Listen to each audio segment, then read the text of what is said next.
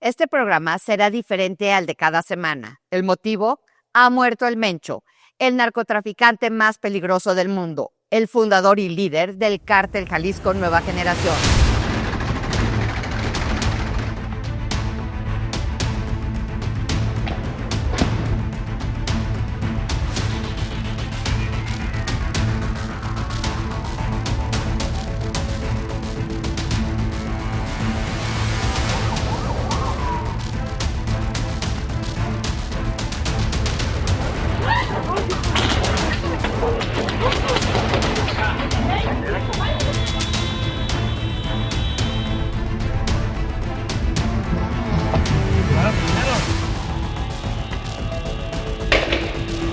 Nemesio Oseguera Cervantes no existe más para el crimen organizado mexicano. Es un gran logro para el Estado mexicano, es un logro compartido también con los Estados Unidos. Fue una muy buena señal de que el Estado mexicano, y así lo dijo el general secretario Trevilla, es más fuerte que todos ellos, siempre y cuando haya una cosa: voluntad política.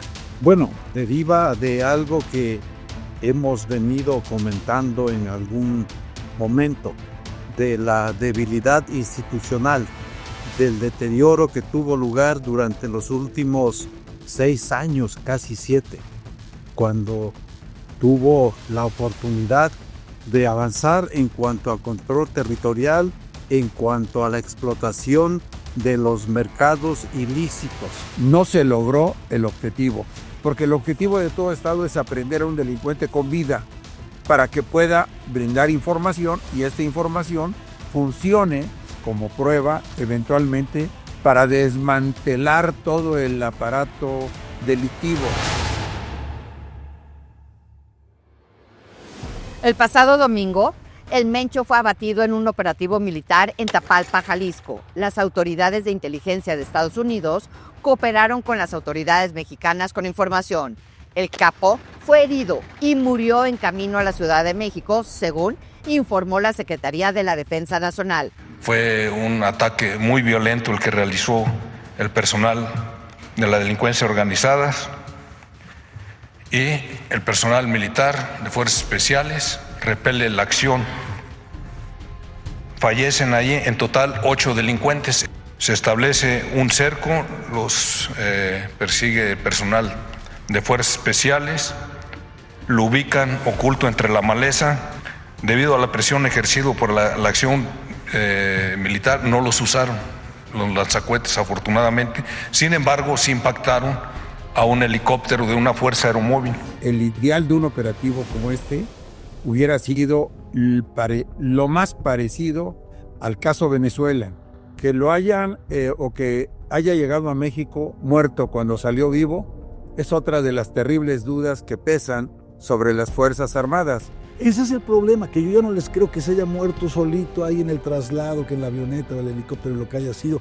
Y fíjate que se nos murió, ¿no? ¿Por qué? Porque estamos viendo que en este régimen, cuando te quieren callar, son capaces de matarte. Y lo vimos ahora con el almirante secretario Rafael Ojeda, hablando con un contraalmirante sobre el tema del huachicol, y que unas semanas después aparece muerto cuando estaba vacacionando. El hecho es de que para que tú no hables, te silencio. Se venía lo peor. El cártel no se quedó de brazos cruzados. Más de 250 narcoataques en al menos 23 estados de toda la República Mexicana, dejando varios muertos, inocentes, gente que no debía de haber muerto. 80 bloqueos carreteros en Baja California, en el Estado de México, Michoacán, Guanajuato, Guerrero, Jalisco, Oaxaca, Sinaloa, Tamaulipas, Veracruz y Zacatecas. La gente se encerró en sus casas, se escucharon balazos por todos lados, como si fuera una película de guerra, de horror. Quema de autos en Reynosa, quema de un Costco en Vallarta. La gente que estaba en el Aeropuerto Internacional de Guadalajara vivió literalmente momentos de angustia y tensión tras el operativo, a pesar de que el administrador de la terminal aseguró que no se presentaron incidentes dentro de las instalaciones y que la operación no sufrió afectaciones. Pero la realidad se impuso. Era el Cártel Jalisco Nueva Generación, sí, el que domina 3/4 partes del territorio mexicano. No estaba preparado el país, concretamente 23 estados de la República, para las reacciones inmediatas del cártel cuando ya en días pasados o en ocasiones pasadas, en Sinaloa concretamente, cuando han aprendido o cuando ha habido un enfrentamiento con la policía, hay siempre reacciones inmediatas que van en detrimento de la seguridad de la población. Un ataque que comenzó aparentemente, un operativo que comenzó como 6:30 de la mañana, son cuestiones que debes planear muy bien, tanto el operativo como el resultado y los daños colaterales que se van a dar no solamente en esa plaza, sino teniendo la potencia del cártel Jalisco Nueva Generación. No imaginarte una reacción tan violenta en tantas entidades del país me parece una ingenuidad, por decirlo suave. Esconder la verdad fue imposible. El gobierno no pudo contener que la información se hiciera viral. Decenas de videos compartidos, millones de veces en las redes, videos que subió la gente con sus familias. Las aerolíneas cancelaron sus vuelos hacia Guadalajara. En las terminales de autobuses también se hizo lo propio, un caos. Todas las personas querían cancelar o cambiar sus boletos, porque todas las corridas para el Bajío, Guadalajara, Zacatecas y San Luis Potosí fueron canceladas. La caseta de San Marcos de la autopista en dirección México-Puebla fue cerrada por miembros de la Guardia Nacional tras la quema de un autobús en el kilómetro 69 cerca de Río Frío. En el Hospital Civil Viejo en Guadalajara, la gente del Servicio de Emergencia y de Seguridad tuvieron que desalojar el edificio, así como a los pacientes y a los trabajadores. En Jalisco activaron lo que se le llama el Código Rojo para que los ciudadanos se mantuvieran en sus casas. Todos los eventos en la zona metropolitana de Guadalajara fueron suspendidos. En Acapulco prendieron fuego a camiones de pasajeros. Walmart notificó a sus trabajadores que en varios estados cerrarían sus tiendas el lunes por seguridad. ¿Vamos a tener los mexicanos días convulsos? Muy probablemente sí. Yo te diría que hay dos escenarios. El primero, que sería el optimista, es donde esta organización criminal se disuelve, se vuelven pequeñas bandas criminales, cada quien controlando la región que estaba controlando naturalmente antes de la muerte del Mencho. El escenario pesimista es donde estas bandas se empiezan a pelear entre sí por conformar un nuevo cartel único, lo que estamos viendo ahorita en Culiacán, por ejemplo, entre los Mallitos y los Menchitos, perdón, iba a decir, pero no, y los Mallitos y los Chapitos, donde pues veríamos a Michoacán y Jalisco incendiado por este pleito. Este es uno de los carteles más grandes, con una organización horizontal y vertical muy definida. Y todos los carteles que han sido de alguna manera descabezados han continuado operando. No solamente eso, se ha generado al interior una serie de revuelta y de enfrentamientos como ocurrió con el cártel de Sinaloa. La muerte del Mencho cruzó la frontera. Medios internacionales como El País retomaron la noticia y publicaron un artículo. El Washington Post, por su parte, cubrió cómo la muerte del capo había generado manifestaciones de violencia y alertas de seguridad a lo largo y ancho de la República Mexicana. The Guardian informó sobre la muerte del líder del cártel Jalisco Nueva Generación, así como La Estampa, el Daily Telegram, el New York Times y CNN. En redes sociales, la muerte del Mencho también fue el centro de la conversación. Hasta Elon Musk se pronunció. Es la confirmación de la magnitud del poder del narco en nuestro país. Pero, ¿quién era Nemesio Ceguera? Nació en Aguililla, Michoacán, en un entorno rural y pobre. De joven, emigró a Estados Unidos como ilegal, donde lo arrestaron varias veces antes de ser deportado de nuevo a México en los años 90. Tras su regreso, se integró a las filas del Cártel del Milenio, una organización que operaba en el occidente del país. Comenzó a subir de rango como operador de narcomenudeo y luego fue líder de plaza. Años después, tras disputas internas, él y sus aliados conformaron el Cártel Jalisco Nueva Generación. El sello de la casa era usar tácticas de violencia extrema y expansión territorial agresiva al estilo de los Zetas. El Cártel Jalisco Nueva Generación hizo de Jalisco su corporativo y comenzó a expandirse a varias regiones del país por la debilidad de rivales, disputas internas de otros cárteles y la poca presencia del crimen en muchas zonas en aquellos momentos.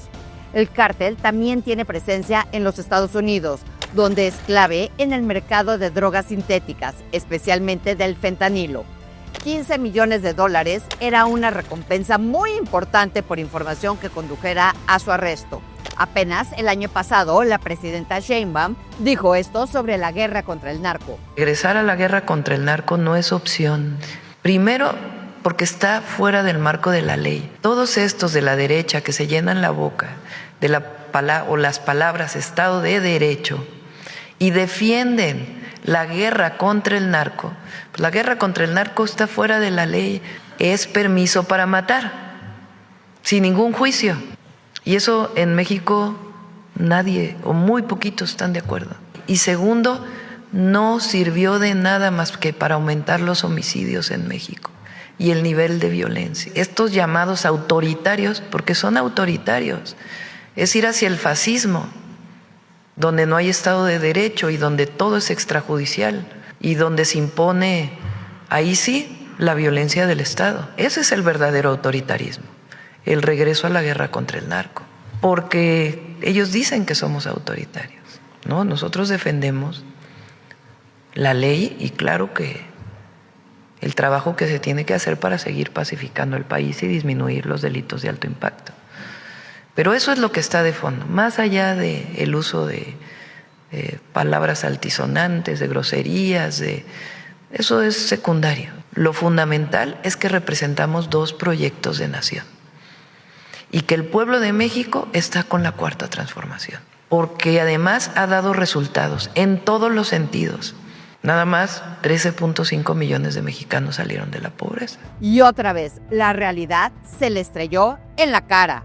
Todavía dijo Claudia Sheinbaum, ¿qué creen que somos como Calderón? No tenemos ni fundamento legal para actuar, nosotros no vamos a ir en una guerra contra el narco, no somos así. Diciendo que no tienen fundamento legal para actuar. Y sí lo tienen. Y que eso es fascismo. ¿Cómo no lo van a tener el artículo 22 constitucional? Es que es increíble. Pero eso lo estás diciendo tú del 5 de noviembre, pero lo acaba de decir todavía esta semana, después del operativo, que no ha cambiado, que esto nada más fue un caso fortuito. Sí. Oiga, no vayan a creer que estamos cambiando el plan, no, la estrategia, no.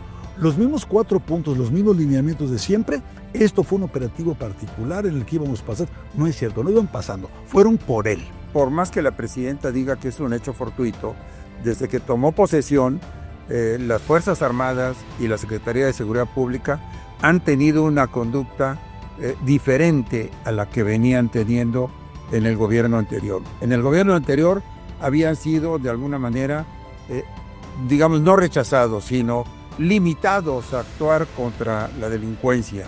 Y lo reiteraba y lo repetía el presidente. El presidente decía que abrazos y no balazos y que los delincuentes tenían derechos humanos también. Sin embargo, en este gobierno han expulsado a 70, 80 presuntos delincuentes a Estados Unidos, inclusive ni siquiera se ha seguido el procedimiento de extradición completo. De alguna manera esa expulsión o traslado se le ha dado la justificación de la Ley de Seguridad Nacional y de razones de seguridad nacional, pero la verdad es que, aunque no lo quiera reconocer la presidenta, hay un cambio que además, dicho sea de paso, la favorece a ella y favorece a su gobierno. La opinión que tiene Estados Unidos sobre México, si ha variado un poco positivamente, es por este gobierno, pero por el pasado lo califican así con todas las letras, narcogobierno. El expresidente Felipe Calderón lo dijo y el tiempo le dio la razón. Que el gobierno no se meta con los criminales se fueron apoderando de grandes ciudades, de grandes poblados y de estados completos del país.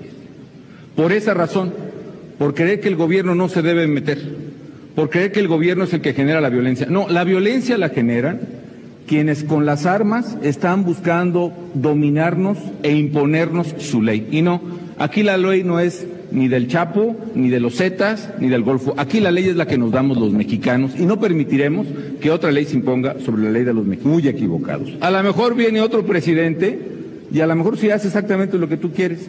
Que no se metan, se va a quedar sentadito, calladito, volteando para otro lado. Pero pensar que eso va a acabar con la violencia o con la criminalidad es una ingenuidad. Se dice de otra manera en mi tierra, pero estamos en público, ¿no? Y ese mensaje también le quedaría como anillo al dedo años después a López Obrador, quien prefirió dar abrazos y no balazos a los criminales que tomaron nuestro país. Sí, se abandonó a millones de mexicanos, nos obligaron a hincarnos ante los grupos criminales. ¿Qué pasó la mañana de este lunes? La presidenta Sheinbaum, como si no hubiera ocurrido nada y el país no estuviera ardiendo en llamas, dijo que hay más tranquilidad y no hay bloqueos. Y no es broma, escúchelo usted. El día de hoy ya amanecimos sin ningún bloqueo en ninguna de las carreteras y prácticamente se ha restablecido pues toda la actividad. Ahí están los hechos, presidenta. Yo observo, igual que tú, algunas fracturas al interior del gabinete de seguridad, porque hasta ahora todos los anuncios, todas las medallas se las había colocado el secretario de Seguridad y Protección Ciudadana, pero en esta ocasión no. La razón es que él no puso estado de fuerza, él no puso los contactos como había venido sucediendo quizá hasta hace algunos días, algunos meses. En esta ocasión, quien puso el gasto fue la defensa a través del Ejército, la Guardia Nacional y la Fuerza Aérea. Entonces, por supuesto que no iba a dejar que alguien más saliera a ponerse la medalla. Yo advierto que ya hay fracturas. Me pregunto, ¿sabía o no sabía Claro. Claudia Sheinbaum de este operativo? Lo pregunto porque una de dos. Si sabía que lo iban a hacer, qué soberana irresponsabilidad largarte a Coahuila, a donde nadie te necesitaba el domingo, cuando tendrías que estar en un cuarto de situación, en un cuarto de guerra, encerrado con tu gabinete de seguridad, viendo minuto a minuto lo que estaba ocurriendo y dando instrucciones. ¿Por qué sale Luisa Alcalde y dice felicidades, presidenta, y luego lo baja? Es buenísima pregunta, porque yo tengo la impresión de que o no le informaron a la presidenta y por eso andaba papaloteando en Coahuila, o le avisaron, pero dijo, yo voy a hacer como que no sé nada, me voy para allá, ustedes asumen la responsabilidad, y ya ni siquiera Comar, la Defensa Nacional. Va a haber un antes y un después en el mundo criminal después de que cae este líder criminal tan importante. Esto no es un juego, son millones de vidas en riesgo por una estrategia fallida contra los narcos. Personas que no se pueden dar el lujo de dejar ir a trabajar, ciudadanos comunes y corrientes que no tienen de guardaespaldas al Ejército o a la Guardia Nacional como muchos políticos morenistas. De ese tamaño es la diferencia entre el pueblo y los del gobierno. Es la prueba más grande de que la desigualdad en México está más viva que nunca. El secretario de Seguridad y Protección Ciudadana, Harfuch, informó que murieron 25 elementos de la Guardia Nacional en los enfrentamientos por los bloqueos y que la Fiscalía General de la República confirmó la identidad del Mencho. En este intento de defender a los ciudadanos, hoy nos enteramos que murieron 25 militares más, muchos de ellos emboscados en carreteras, tratando de prevenir estos bloqueos. Entonces, yo creo personalmente que sí fue un éxito. Entiendo la dificultad logística de defender varias ciudades. Las Fuerzas Armadas mexicanas tienen más músculo que el crimen organizado. Sí lo tienen. Pero Siempre y cuando haya una instrucción superior del comandante supremo de las Fuerzas Armadas, que es el presidente de México, que le diga, vamos a actuar y a repeler con toda la fuerza del Estado a estos violentos. Pero durante 7 años al menos hemos visto que les dieron manga ancha para que se pudieran organizar, para que pudieran tener armamento. Ese es el problema. Entonces, Ese es el problema. Cuando se fue Calderón, por lo menos dejó con una contención el asunto. Con Peña Nieto, yo diría, la primera mitad fue muy fuerte y tal, después ya le bajaron un poco. El efecto corruptor de López Obrador de haber separado a las Fuerzas Armadas de sus labores de disciplina estrictamente militar para ponerlos a construir, a hacerle de albañiles, a manejar aeropuertos, a manejar trenes. Desde luego que nuestras Fuerzas Armadas son profesionales, están entrenadas, están equipadas y desde luego que no hay cartel o grupo delictivo que pueda ser superior a la fuerza legítima del Estado. La fuerza de este cártel se manifestó en 23 entidades federativas. Bueno, pues esto nos asegura que va a ser muy difícil la erradicación de estos grupos. Por su parte, el secretario de la Defensa, Trevilla, informó que dieron con el narcotraficante por el traslado de una de sus parejas sentimentales. Por inteligencia militar dieron con el paradero de un hombre de confianza de la novia desde el 20 de febrero, quien la trasladó a una localidad llamada Tapalpa, allá en Jalisco. La mujer se retiró del lugar al día siguiente, pero el mencho no, por lo que dieron luz verde para el operativo. Hubo información que prestó el gobierno de los Estados Unidos, incluso ellos sacaron un comunicado, inteligencia, pero toda la operación desde su planeación es responsabilidad pues, de las fuerzas federales, en este caso de la Secretaría de la Defensa Nacional. El general señaló que las fuerzas militares también mataron al operador logístico y financiero del cártel Jalisco Nueva Generación, el Tulip, quien coordinó los hechos violentos tras la muerte de su líder. Con la voz entrecortada, el secretario dio el pésame a los militares que murieron durante el operativo. Para dar el pésame a las familias de nuestros compañeros que perdieron la vida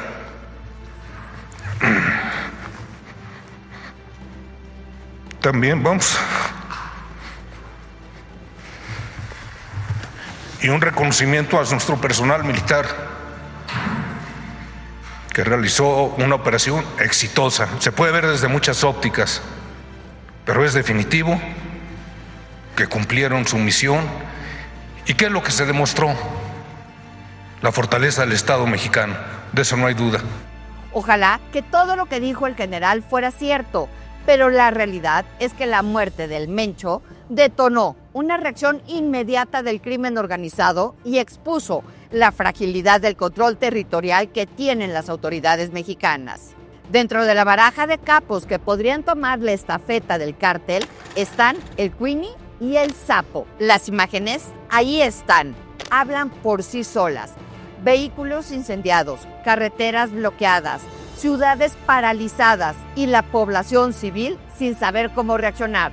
La caída del mencho, desgraciadamente, no implica el fin de la organización criminal. La historia nos dice que estos acontecimientos generan disputas internas y escaladas de violencia por todo el país. Yo creo que problemas mayores sí, porque significa el descabezamiento de un cártel, pero también viene la gran oportunidad del Estado mexicano para no solamente descabezar carteles, sino anularlos, disolverlos. Yo pondría como ejemplo los Zetas en Coahuila.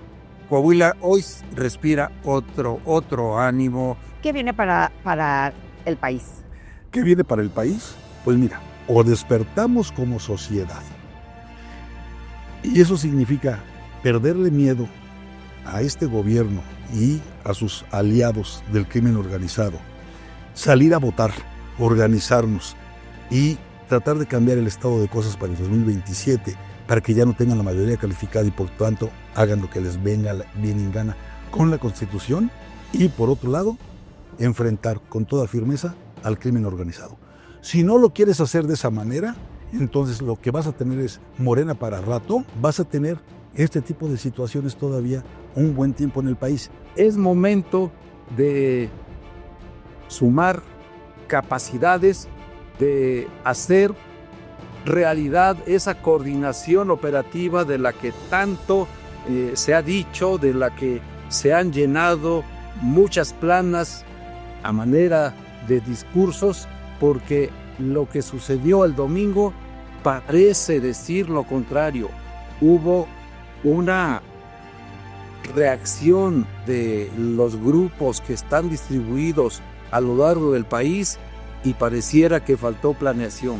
¿Un golpe al crimen organizado cambia realmente la estructura del poder criminal o solo es un reacomodo de sus piezas? La muerte del Mencho no puede analizarse únicamente como un triunfo operativo. El verdadero examen comienza apenas. El gobierno presenta este hecho como un parteaguas, pero la ciudadanía necesita resultados medibles, transparencia en la información y claridad sobre el plan para evitar represalias y vacíos de poder, porque la historia reciente nos ha enseñado que capturar o abatir a un líder no es suficiente para acabar con el sistema. Hoy no se trata solo de celebrar un operativo.